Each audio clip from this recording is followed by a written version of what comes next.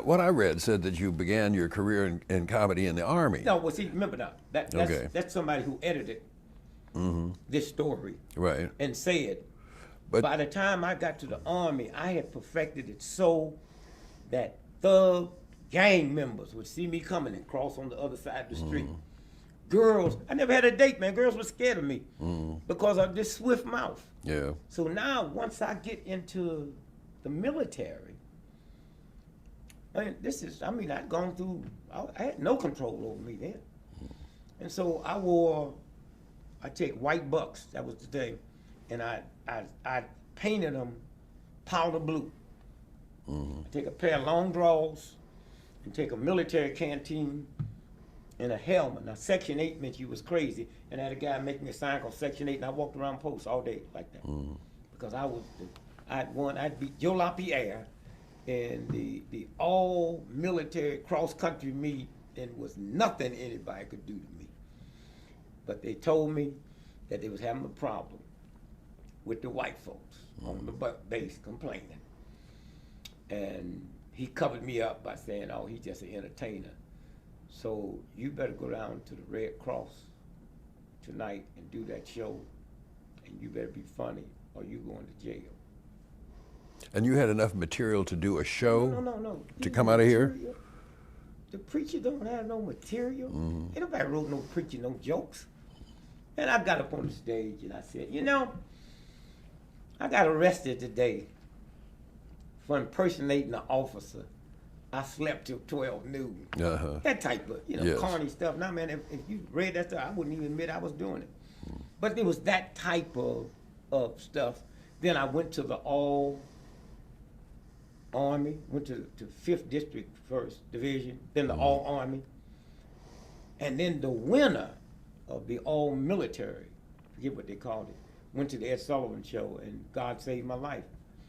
I won it, but I was so political, they gave it to somebody else.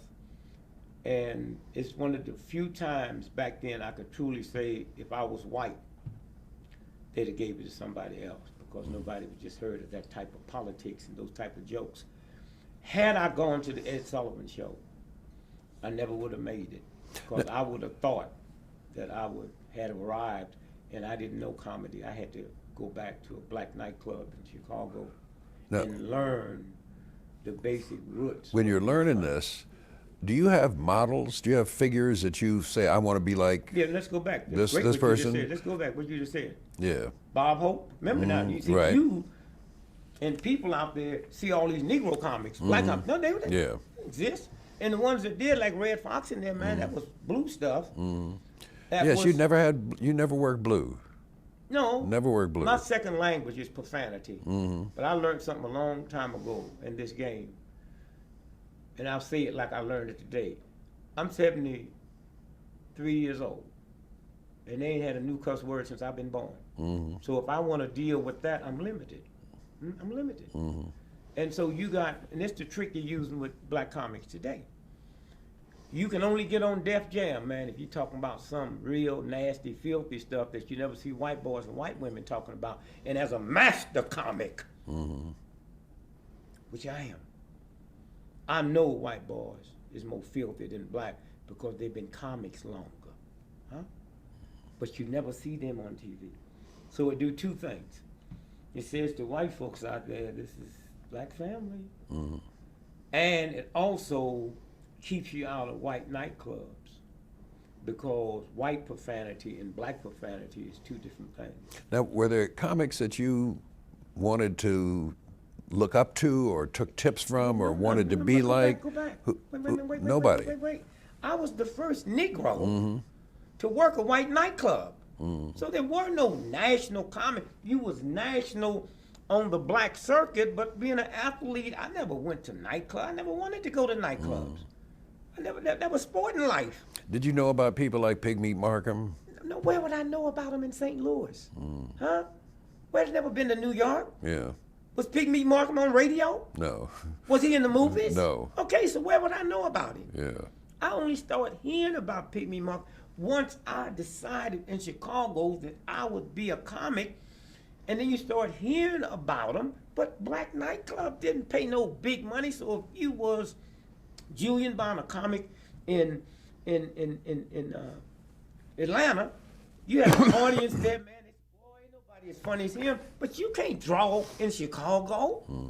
And so every now and then, Red Fox and Slappy White and Moms Mabley and them, you heard about them, but that was on what they called the chitlin circuit. Right. And when they would come to the Black Theater. But they would come with Miles Davis, and they was never the headliner. And so consequently, growing up, there was no TV. So all I heard was Flipper McGee and Molly, and that whole white thing, of which I didn't care about. I thought it was silly. I thought it was corny. The woman was always the butt of the joke. Bob Hope, you could always tell when Bob Hope was going to get into his racist thing. He didn't say Negro. He said, I saw them two beboppers coming down. Here we go. Here we go again. Yeah. And so there was nobody there for me to model after. And so I didn't hear profanity, so I never had to use it on the stage emulating somebody. And then what saved my life as a comic was Billy Eckstein. And Really? today I just have to go and sit